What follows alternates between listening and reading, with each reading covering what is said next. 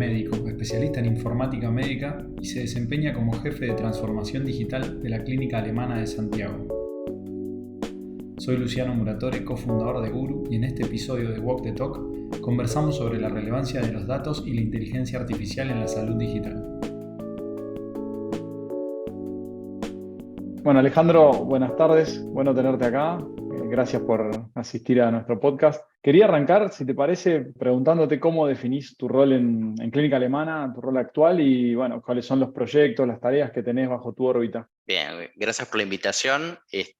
Hoy me desempeño como jefe de transformación digital de la Clínica Alemana de Santiago y como principal rol es llevar los sistemas de información, ¿sí?, a cada una de las actividades que hacemos en el mundo clínico.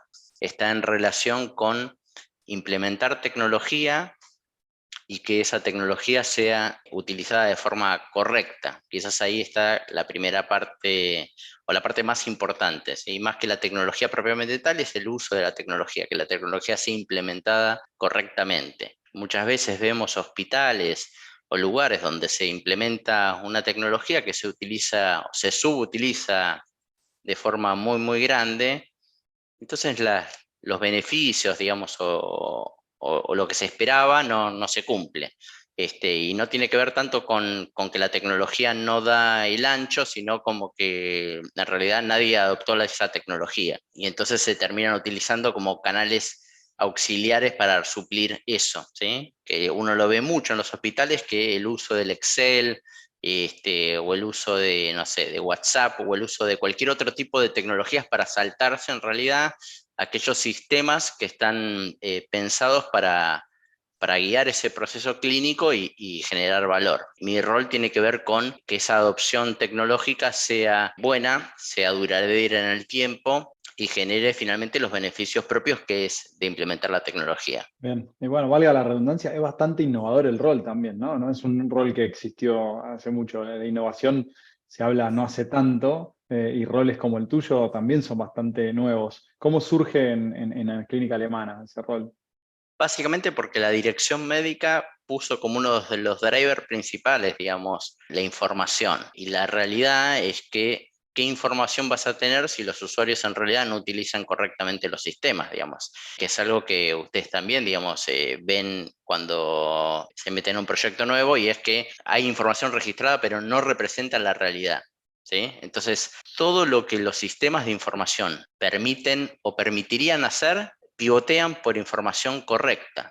Quiere decir que si uno no sabe, efectivamente, si el profesional de la salud no registra lo que le hizo al paciente o lo que le indicó al paciente, ¿sí?, lo que es la realidad, no lo que el deseable, sino finalmente lo que sucedió o lo que el paciente tiene. Si no registra ni lo que el paciente tiene, ni lo que hizo, ¿sí?, ni lo que va a hacer, finalmente esta idea de tener una institución basada en datos es solo un lindo eslogan, ¿sí? Pero, digamos, nunca te vas a basar en datos porque en realidad no tenés una base para basarte en datos. Quiere decir que jamás vas a poder basarte en datos y siempre vas a seguir con la misma lógica que es, no, yo creo que es tal cosa, digamos, y es opinión de expertos. Creo que nosotros tenemos un recorrido bastante grande en lo que tiene que ver con estar en este proceso, ¿sí? O sea, el de que los datos tienen que reflejar realmente lo que hicimos o realmente lo que los pacientes tienen. Entonces, finalmente, tu institución empieza a tener un valor muy grande en la información es fidedigna, ¿sí? Y podemos tomar decisiones basadas en datos sin que sea una locura. ¿Y cómo es ese proceso de transformación cultural? Porque vos podés decir, mira, vamos a bajar una línea, queremos ser una organización basada en datos, pero después también está en el día a día la persona que tiene que decir, bueno, yo le pongo, digamos, esta energía extra a reflejar todo ese proceso, a dejar todos estos registros, porque muchos de esos siguen siendo manuales, ¿no? Entonces hay una gran carga administrativa por ahí que al principio puede parecer un extra para el personal. ¿Cómo lidiar con eso, ¿no?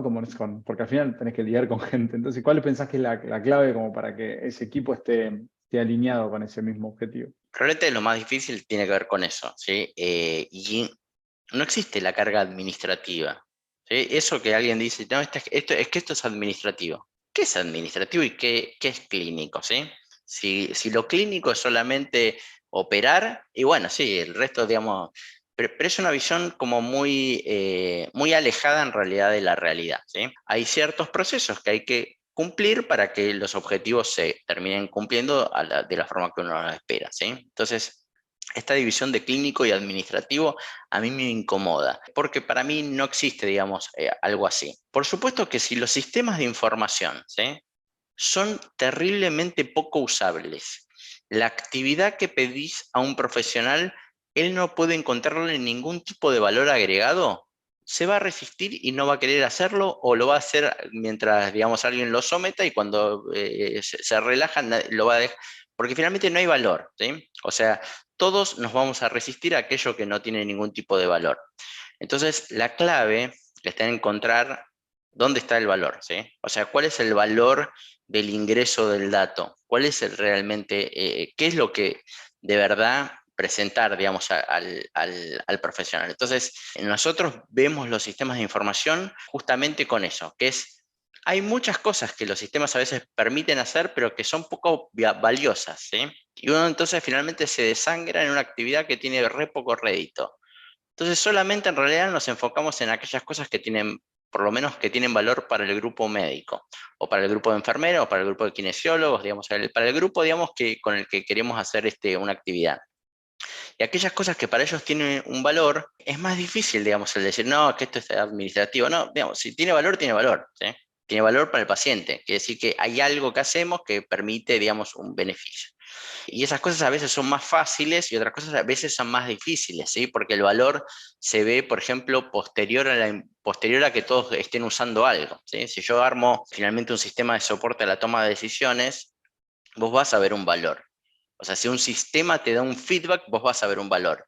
Y te vas a dar cuenta que, bueno, que para que el sistema te dé un feedback correcto, tenés que cargarle los datos de forma correcta, ¿sí? Entonces, ahí empiezan como a alinearse las implementaciones.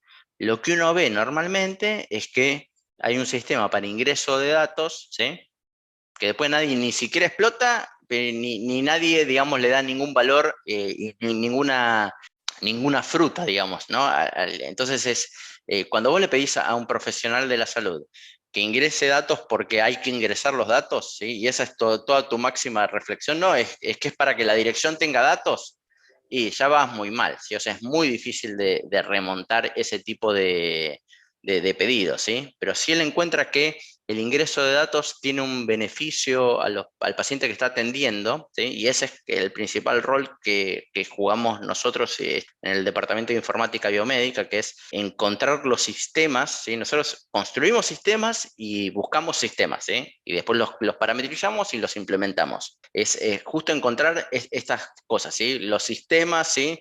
Y cómo eso genera alguna suerte como de valor en el grupo.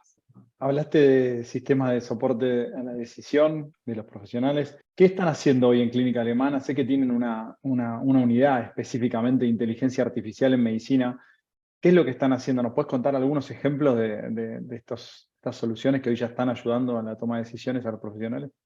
Sí, digamos, tenemos diferentes tipos de sistemas a la toma de decisiones, algunos que están basados en algoritmos simples y otros que están basados en algoritmos de inteligencia artificial. Pero finalmente, a ver, el objetivo de sacar el papel es dar soporte a la toma de decisiones, ¿sí? O sea, el de informatizar el mundo médico, su objetivo es dar soporte a la toma de decisiones, porque un computador va a poder computar muchas más variables que un cerebro, ¿sí? Entonces, un profesional que cuenta con un sistema que da soporte es mucho mejor que un profesional que no tiene esas herramientas. Y eso es clarísimo. Entonces, nosotros tenemos varias cosas en nuestra historia clínica electrónica. Tenemos varios sistemas, digamos, de soporte al médico mientras va registrando feedback, circunstancias, digamos, soporte operativo en las acciones, ¿sí? Tenemos mucho soporte a través de estas actividades que se ven como más administrativas, ¿sí? Entonces, por ejemplo, no sé, tenemos que todas las validaciones, por ejemplo, de fármacos de farmacia, alimentan un sistema de soporte para el grupo médico si está equivocando alguna dosis, ¿sí? Y eso en realidad, ¿qué es lo que hicimos? algo que era propio de una cadena de procesos, ¿sí? Donde en general en todos los sistemas se termina al final y nadie usa ese dato para alimentar, ¿entendés?, el comienzo del proceso. Nosotros lo que hicimos es que, ok, listo, el farmacéutico va a validar indicaciones. Bien, quiere decir que ahí hay dosis de medicamentos que fueron validados por un humano, que dijo, esta dosis es correcta para ser administrada en un humano. Ok, listo. Eso hoy alimenta un sistema de soporte que el médico, cuando vuelve a hacer esa misma indicación, le dice, ojo, farmacia ya dijo que esta indicación no es válida. ¿Por qué? Porque la dosis es tóxica, porque la vía es incorrecta, por diferentes tipos de razones. Entonces, eso es en realidad pensar, digamos, pensar los datos y reutilizarlos. Y con lo que preguntabas, digamos, de soporte a la toma de decisiones, nosotros venimos implementando desde el año 2018, ¿sí? Diferentes tipos de algoritmos. Hoy tenemos implementados varios. Los más útiles son los que hacen que ciertas actividades, ¿sí?, que al humano le llevan mucho tiempo, ¿sí?, al computador lo hace muy rápido. Entonces tenemos desde cálculo de la edad ósea, que es un tipo de examen que se hace en niños para ver, digamos, si hay diferencias entre la edad cronológica y la edad que tienen los huesos. Eso lo hace un algoritmo.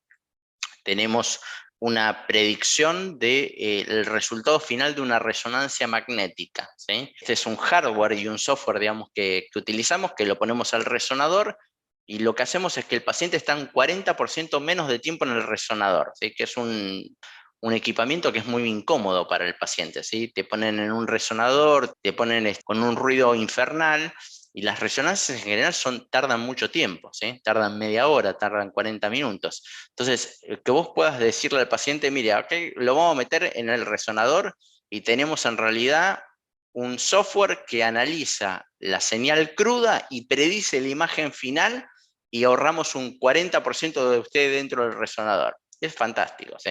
Tenemos también predicciones, por ejemplo, de los bordes de los órganos que usamos para radioterapia. Entonces hacemos lo que se llama el contorneo, una actividad que se hacía eso lo implementamos el año pasado. Hasta antes de implementar eso, había un tecnólogo que tenía que hacer un contorno de todo donde no quería que la radioterapia le pegue al paciente, ¿sí? Entonces, por ejemplo, bueno, hay que pegarle al tumor que está en este lugar, entonces todo el resto lo tenías como que dibujar. Y hoy lo que tenemos es un software, ¿sí?, que nos permite armar todos esos contornos en las múltiples fotos que tiene una tomografía. Una tomografía a veces tiene, no sé, 300 imágenes y tenías que contornear una por una, ¿sí? 300 imágenes, contornearlas, y ahora eso lo hace un software, lo hace mucho mejor. El humano lo que hace es valida, ¿sí?, porque el software también a veces se equivoca, y entonces hay una validación humana, pero se ahorra de 3 horas, pasa a ser un proceso que en 10 minutos lo tiene listo, ¿sí? Entonces podés revisar más pacientes, podés optimizar mejor los tiempos. Después tenemos otros algoritmos que hemos probado y que no dieron el soporte que se esperaba, ¿sí? Algunos de análisis de radiografías de tórax, otros de mamografía, algunos de cálculo de volumen cerebral de cerebro. Tenemos distintos tipos de sistemas implementados que dan soporte. El más importante probablemente, y nuestro centro es un centro, digamos, de alta especialización en neurología, es los que predicen el desenlace de hacer un tratamiento en un paciente con un accidente cerebrovascular, ¿sí? Tenemos una suerte de algoritmos que hoy son, te diría que en los países desarrollados es algo que es un estándar, ¿sí? O sea, hoy tradicionalmente, digamos, un paciente que viene con un accidente cerebrovascular, se le hace una tomografía o una resonancia de cerebro, y en base a eso y la cantidad de horas que llevaba desde que inició los síntomas, se le hace un tratamiento, ¿sí?, que se llama trombectomía o trombolisis. Y las guías históricas, cuando yo estudié medicina y demás, decía, bueno, que después de 6 horas de que empezaron los síntomas ya no hacemos tratamiento médico, no hacemos un tratamiento invasivo a esos pacientes. Hoy tenemos un software que nos permite decir, mira, pasaron más de 6 horas, pero igual podría salvar toda esta cantidad de cerebro si haces el tratamiento y no tiene mayor riesgo, ¿sí? Entonces, hoy, por ejemplo, todos los pacientes que tienen accidente cerebrovascular son analizados por ese software, y en base al resultado del análisis tomamos la conducta a seguir con el paciente, ¿sí? Y eso lo que hace finalmente es que salvás cerebro, ¿sí? Antes el estándar médico, la guía de práctica clínica, si uno la lee, todavía dice, bueno, si no tenés este software, ¿sí? Después de 6 horas que llegó el paciente, bueno, hacemos tratamiento médico, dejemos morir ese cerebro, ¿sí? No, nos hace un tratamiento más agresivo, porque por supuesto, no todo tratamiento agresivo tiene otras complicaciones, ¿no? Pero ahora lo que tenemos es un software que nos dice, pueden hacer este tratamiento agresivo, ¿sí? Y los riesgos van a ser siempre menores a los beneficios. Y es algo que puede computar una máquina, no lo puede computar una persona. Yo te doy las mismas imágenes y un humano no puede tomar esa decisión. Ese tipo de soporte a la toma de decisiones hace que todo esto sea mucho más fácil de implementar, porque el grupo médico empieza a ver que para los sistemas ya no solamente me piden que registre datos, ahora me devuelven un feedback, ¿sí? O sea, me devuelven algo que hace que mi actividad sea mejor. Y eso es lo que enriquece, digamos, finalmente la implementación de sistemas. Y seguís viendo estos preconceptos de, bueno, toda esta tecnología implica también una amenaza, viene a reemplazar, a quitar puestos de trabajo o quitar mucha gente de la cadena de valor, me va a quitar creatividad o ya ves que la idea de, bueno, viene a aumentar realmente las capacidades, como lo que decías al final, empieza a permear en la población y en particular en nuestra industria, ¿no? En la salud. ¿Lo siguen viendo eso? Yo creo que muchas de estas cosas son como la amenaza, ¿viste? Sobre algo que nadie sabe nada, pero en salud, en líneas generales, lidiamos con algo que no es computable propiamente tal, ¿sí? Y los sistemas dan soporte a un humano que tiene que tomar decisiones, ¿sí? Y te ayudan en esa decisión, pero un computador jamás podría tomar la decisión. O sea, no hay nada más riesgoso con la tecnología actual y la tecnología futura. O sea, digamos, todo lo que podamos armar con sistemas de inteligencia artificial, que es una inteligencia no consciente, ¿sí? Yo siempre hablo, digamos, de dividir la diferencia que tiene el cerebro humano, ¿sí? De lo que la computadora logra, ¿sí? Los computadores, con las tecnologías actuales o con las tecnologías futuras, digamos, pensar el computador tiene algo que se llama una inteligencia no consciente. Y uno dice, bueno, ¿qué otra cosa en la naturaleza tiene inteligencia no consciente? No sé, por ejemplo, las hormigas tienen una inteligencia no consciente. ¿Qué quiere decir? Que se pueden organizar, pueden buscar alimento, pueden llevarlo al niño, qué sé yo. No es que no son inteligentes, ¿sí? Pero es una inteligencia limitada, digamos, ¿sí? La hormiga. Y ese es el tipo de inteligencia que podemos lograr con los computadores. Los humanos tenemos una inteligencia consciente. Es algo muy diferente, ¿sí? Nos permite ponernos en posiciones que un computador jamás se podría poner. Como decir, la historia clínica dice que el paciente es diabético, ¿sí? Vi tal cosa, qué sé yo, pero no le voy a hacer caso a ninguno de estos datos por esta otra razón y voy a hacer esto otro, ¿sí? Eso para el humano es totalmente intuitivo, para un computador jamás. El computador va a computar, che, decía diabético, qué sé yo, qué tal otro, voy a hacer lo que aparece en el algoritmo, ¿me entendés? O sea, el paso a seguir. No puede ponerse en una posición que es la posición que prima en la salud, ¿sí? Siempre tenemos información contrastante. Nada es blanco, nada es negro. Todo es gris y todo tenés que tomar decisiones sobre grises. Y por eso, digamos, la inteligencia consciente es tan importante. Y lo otro tiene que ver con la visión de cuidado, ¿sí? O sea, esto es una acción, digamos, las acciones médicas no son solamente hacer diagnóstico y tratamiento como si fuera una máquina procesadora, digamos, de enchufes, ¿sí? No, no es la lógica tiene que ver con el de sentirte cuidado, ¿sí? Y eso es una experiencia muy humana, el de sentirte cuidado, que uno lo vive cuando va al médico y dice, tuve una buena experiencia o tuve una mala experiencia, ¿sí? Esa buena o mala experiencia no está tan en relación al diagnóstico del tratamiento que el médico te dio, está con lo otro, que es en realidad lo que hace a la salud. A la salud es en el contexto, ¿sí?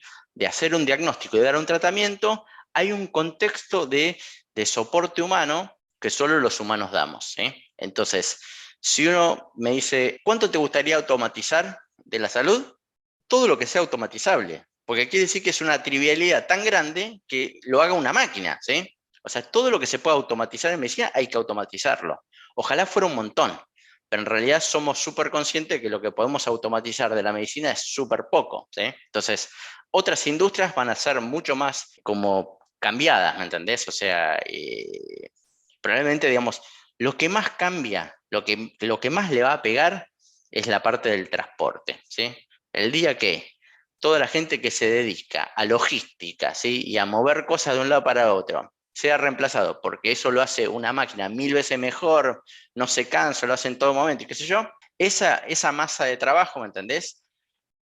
Digamos, va a quedar cesante y ese para mí va a ser como uno de los conflictos así como grandes, o sea, grandes en masa de personas, ¿eh? Pero digamos, en el mundo de la salud yo lo veo como que todo lo que podamos automatizar es fantástico, pero hoy sigue siendo limitado. Lo que vamos a tener son herramientas para que un humano tome mejores decisiones. Alejandro, y por ahí coincidís, ¿no? Hace algunas generaciones el desafío de generar un nuevo proyecto o una idea para que ayude en tu trabajo diario también tenía que ver con desarrollar la tecnología. Hoy hay como un montón de tecnología disponible y la verdad es que hay que llevar las buenas ideas a explotar esa tecnología que ya está disponible.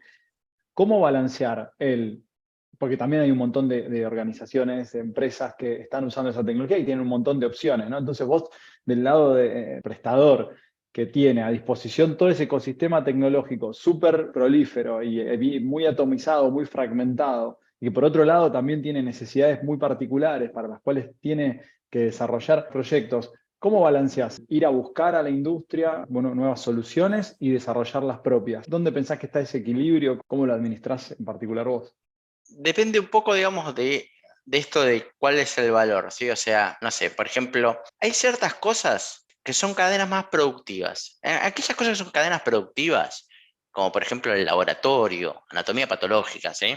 Construir un software, ¿sí? Nosotros le encontramos menos valor, ¿sí? Porque hay un proceso como productivo donde hay software que ya vienen totalmente armado y yo tener que levantar todo ese negocio es como un proceso como menos creativo, ¿sí?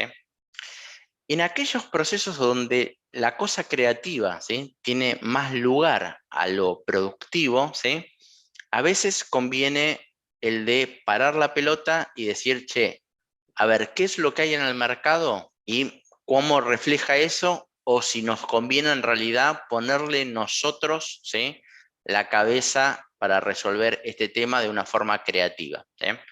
Entonces, te diría que principalmente lo ponemos en esos términos y en las capacidades que tenemos, digamos, ¿no? La verdad que tenemos también una capacidad limitada, así que nosotros tenemos que buscar las mejores herramientas, ¿sí? Y entendemos que además ganamos mucho tiempo, ¿sí? Y el timing también tiene mucho que ver, ¿sí? Hoy el nivel de informatización que tenemos es tan elevado que si algún proceso nos queda en papel, el, el que está encargado de eso, ¿sí?, que ve que todo el resto, ¿me entendés?, fluye, que tienen, digamos, tableros de comando para todo y qué sé yo, y que él está, digamos, que él está con algún proceso o con un software, digamos, legado, ¿no? Que yo lo hago como similar al papel. El software legado y el papel es bastante parecido porque quiere decir que hay algo que no está funcionando muy bien, ¿me entendés? La información probablemente tampoco te funciona porque no podés ponerle los atributos que esperabas, qué sé yo, y querés cambiar. Entonces tenés a alguien que te apura y que te dice, che, no, pero yo esto lo quiero resolver este año, no quiero que me pelotees con que lo vamos a desarrollar y vamos a hacer 455.000 sprints, ¿me entendés?, para lograr tener algo, ¿sí? Entonces hay un tema de oportunidad que también es súper importante, digamos, con lo que hacemos. Y con eso tomamos la decisión en realidad de desarrollar o de buscar soluciones. Y lo otro tiene que ver con estar mirando soluciones constantemente. O sea, todas las semanas yo miro soluciones, veo productos, veo cosas, ¿sí? Eso te enriquece un montón porque te enriquece de ver qué es lo que está sucediendo, te enriquece para ver, esto podría reemplazar este otro producto que tengo acá, esto podría reemplazar este legado que tengo acá, esto podría reemplazar esta idea, ¿me entendés? Esto está bueno, pero yo lo hubiera hecho de tal forma, bueno, construyamos algo con esa mirada. ¿Cómo te mantienes actualizado, no? Porque también es un desafío estar en constante actualización. Yo sé que ustedes están conectados, bueno, la clínica es un referente en la región, pero cuán importante es conectar con los proveedores, con otros prestadores, con pares tuyos del mismo rol en otras regiones, mirar no sé, a países más avanzados en la digitalización, como Estados Unidos o algunos países de Europa. ¿Cuál es tu fórmula para mantenerte A actualizado? mí probablemente, digamos, estas dos pasiones, ¿no? Yo estudié medicina y después hice informática médica como especialidad, ¿sí? ¿Y por qué me gustaron? Porque la simetría de información es astronómica en ambas direcciones, ¿sí? Y, digamos, los contenidos también se actualizan de forma vorágine, ¿sí? Tanto en medicina como en informática. Son dos cosas, digamos, que avanzan a una velocidad gigantesca, ¿sí? Normalmente, digamos, al médico te forman, ¿me entendés?, primero para estar consumiendo de forma constante papers nuevos, digamos, porque hay otra parte que es el diseño de la idea, ¿sí? Entonces, eso normalmente se escribe en trabajos más científicos, ¿me entendés? De que esta idea funciona, ¿sí? Entonces, por ejemplo, muchos de estos algoritmos que nosotros hoy adquirimos, ¿sí? Los venimos leyendo desde hace varios años, ¿me entendés? Porque se iba haciendo el research, ¿me entendés? De eso, y entonces yo estoy suscrito a diferentes tipos de revistas de informática médica, ¿sí? Donde a veces puedo leer varios artículos de ese número, otras veces solamente podré leer los abstracts, pero siempre estoy empapado con aquello que se está publicando, aquellas cosas que van saliendo, ¿me entendés? Y poder estar viendo qué es lo que se está cocinando y después ver productos, ¿sí? Productos que o implementaron eso o van a implementar eso en el futuro, ¿me entendés? O qué cosas van haciendo. Así que parte de mi agenda de la semana está relacionada con ver cosas, ¿sí? Y esas ver cosas es ver de cualquier lugar del mundo, ¿sí? O sea, hoy no hay límites, ¿me entendés? O sea, las reuniones son en general todas virtuales. Digamos, hoy no está el conflicto, ¿me entendés? De que tengo que ir hasta el lado para ver un producto. Hoy podés ver todos los productos desde una videoconferencia, así que hago es tengo siempre reservado un conjunto de horas de la agenda, ¿me entendés? Para ver productos. O para leer, ¿sí? O sea, son dos cosas que tengo reservadas. Yo tengo reservado tiempo de mi cosa, es o para leer o para ver productos, ¿sí? Y ambas son necesarias.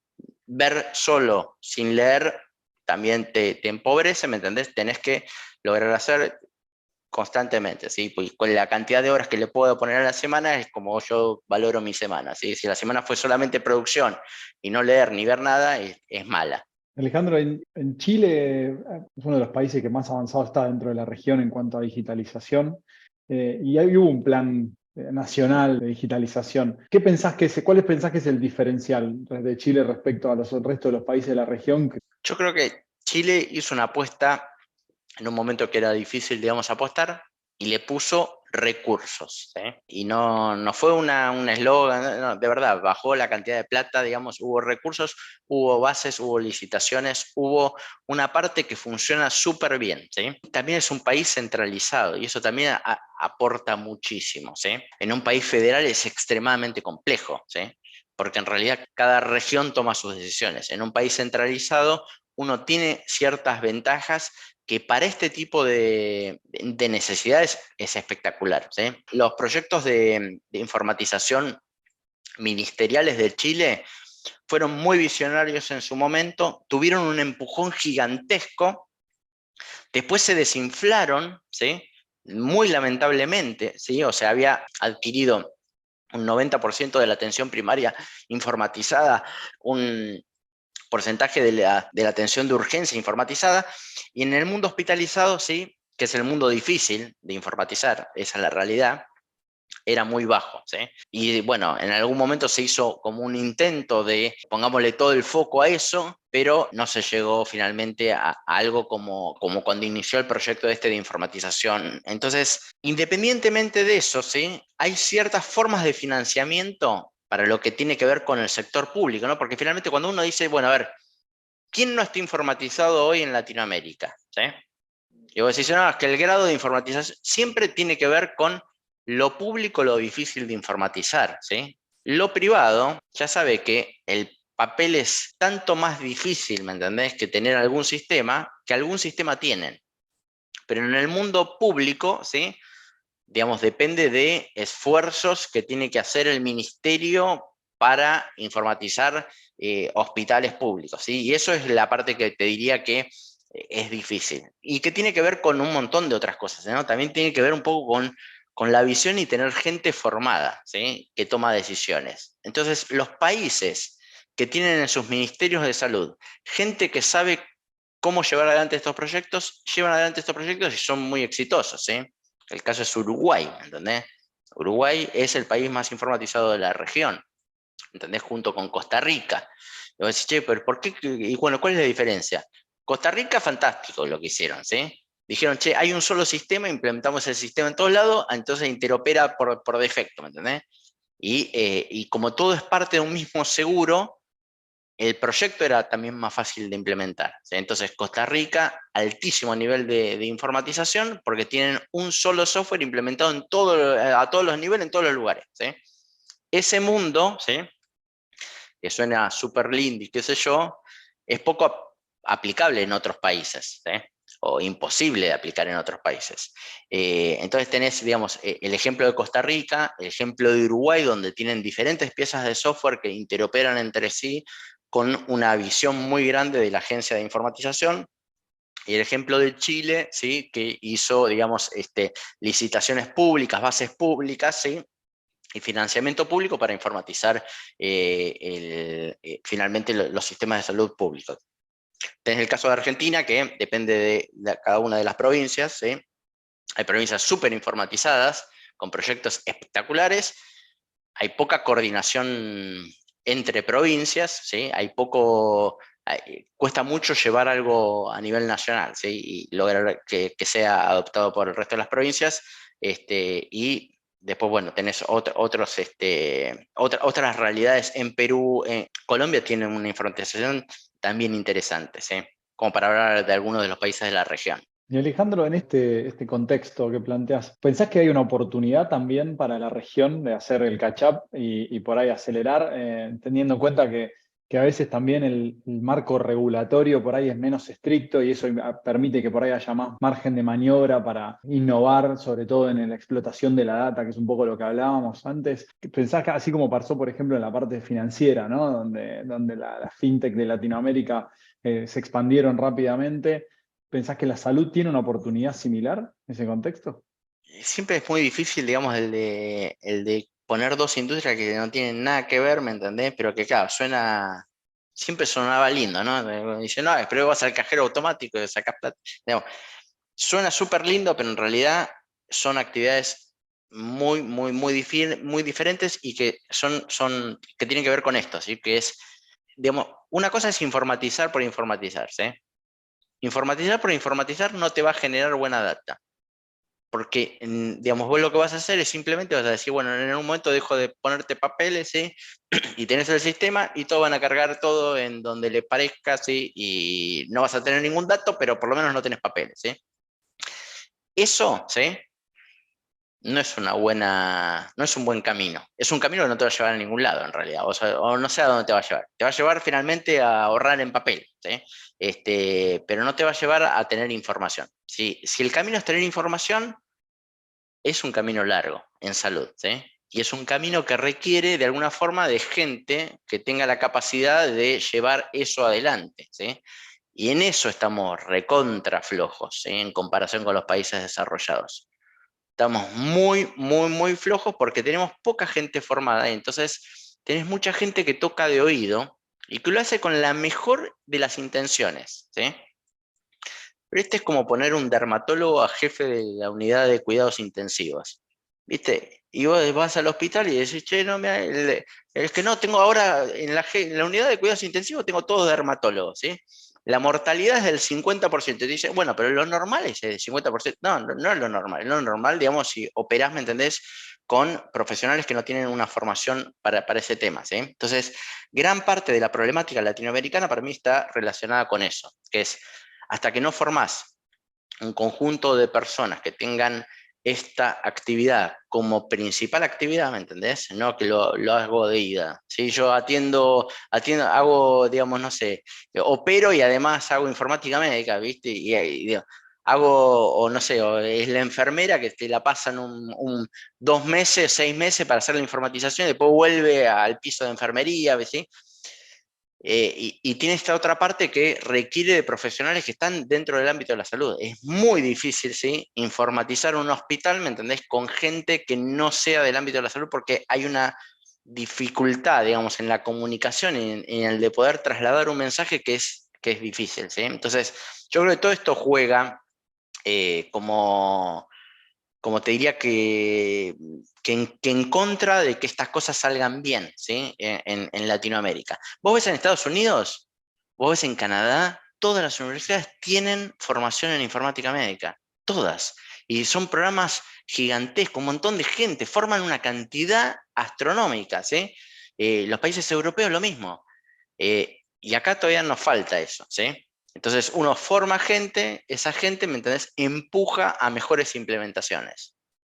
¿Y ahí no te parece por ahí que está esto de que está clarísimo que la naturaleza de la información es estructurada y que todavía le falta un gran camino a la salud para eso y necesitas gente, pero ¿no pensás que la oportunidad esta de tener todavía un gran porcentaje de la salud no digital permita que por lo menos puedas arrancar con estándares, que permita que si formás bien a la gente, puedas saltearte algunos pasos que en Estados Unidos ya se dieron por ahí, que no sé, que ahora recién están empezando a explotar la data que acumularon durante años, pero que nosotros por ahí podemos hacer ese catch-up.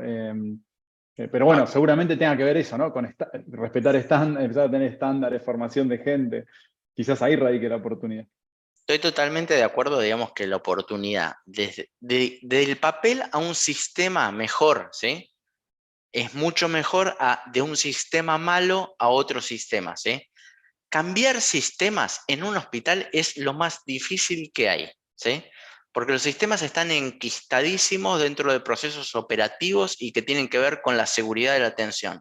Quiere decir que cambiar un sistema es lo más difícil que hay, ¿sí?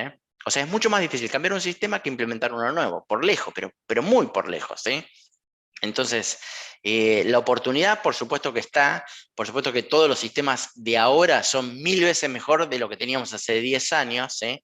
Quiere decir que cualquier sistema, ¿me entendés?, que fue concebido, no sé, desde, desde el 2020, ¿me entendés?, en adelante, va a ser siempre, digamos, o que haya tenido grandes actualizaciones, ¿me entendés?, va a tener 1000 veces más herramientas y mejores formas, digamos, de aproximarse a las necesidades que los sistemas, digamos, legados, ¿eh?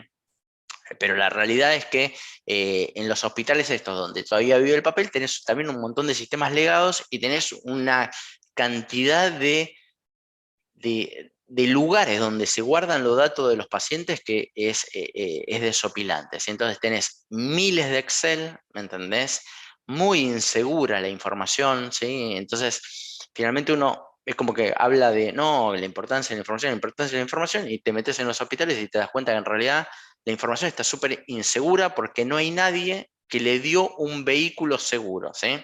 Yo constantemente, digamos, lo que creo es que si uno no ofrece nada, el grupo clínico lo va a resolver como puede, con las herramientas que sabe, ¿sí? Y lo va a meter en el Google Drive, en el Dropbox, ¿sí? Te lo va a meter en cualquier lado, digamos, digamos, en una cuenta que se crearon para compartir información, ¿viste? Y entonces después la cuenta ya la tienen, la usuario y contraseña, 500 personas, ¿sí? Todo eso pasa en la vida real porque si uno no ofrece soluciones, las personas buscan las soluciones que conocen, ¿sí?, con las que resuelven otras cosas.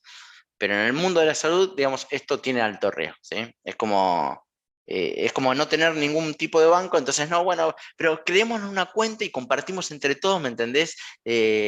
No sé, la plata que tenemos, ¿me entendés? Todo, el usuario y la contraseña para sacar plata del cajero automático, ¿me entendés? O sea, imagínatelo así, ¿sí? Eso en salud es como el status quo, ¿viste? Cuando uno dice, ¿cómo puede ser el status quo? ¿Me entendés? Es que comparten, ¿me entendés? En un drive, ¿me entendés? Toda la información que jamás lo harías, ¿entendés? En el mundo bancario, ¿sí? Y ahí, digamos, es donde está, todavía hay una brecha muy, muy grande y también, digamos, una conciencia de lo que significa eso y los riesgos que eso tiene, ¿sí? En este podcast nos gusta preguntar sobre cómo fomenta cada uno de los invitados sus procesos creativos. Nosotros el podcast se llama Walk the Talk porque muchas veces salimos a caminar y tenemos charlas, reuniones caminando y eso hace que nos surjan mejores ideas y que fluya mejor. ¿Tenés algún método así para fomentar tu creatividad? Aparte de mantenerte actualizado, de leer y de hablar o buscar productos. ¿Hay algo que hagas vos o algo que fomentes hacer con tu equipo que mejore los procesos creativos? Nosotros tenemos varias reuniones en las cuales buscamos esto de que múltiples personas vayan pensando algo, ¿sí? Quizás también lo que hacemos es ir cambiando los equipos. El de cambiar y el de nutrirse de la mirada de múltiples personas. Y quizás lo más importante de esta mirada es tener un equipo muy multidisciplinario que como el que tenemos nosotros, donde te puedo meter un periodista, ¿me entendés?, a criticar el sistema de notificaciones. ¿Viste? Vos decís, ¿por qué el periodista está hablando de esto? ¿Sí? Y entonces yo creo que se enriquece desde esa mirada, que es poner personas de muy diferentes, ¿me La entendés?, a diversidad ver un intelectual. proceso, ¿sí? Y eso genera, primero, que hasta el que pensó la idea va a tener que explicárselo al periodista, ¿viste? O sea, bueno, a ver cómo te las arreglas, porque si es fácil de explicar, vos vas a después poder explicarlo a un clínico, ¿sí? Si vos ya ves que es imposible de explicarle, y porque la solución ya es muy complicada, ¿cómo simplificar eso? ¿Me entendés? Entonces, en esa conversación se generan un montón de espacios que salen ideas espectaculares, ¿sí? Entonces después uno tiene que empezar a recolectar todo un montón de ideas que van creciendo con los proyectos, con las implementaciones y demás.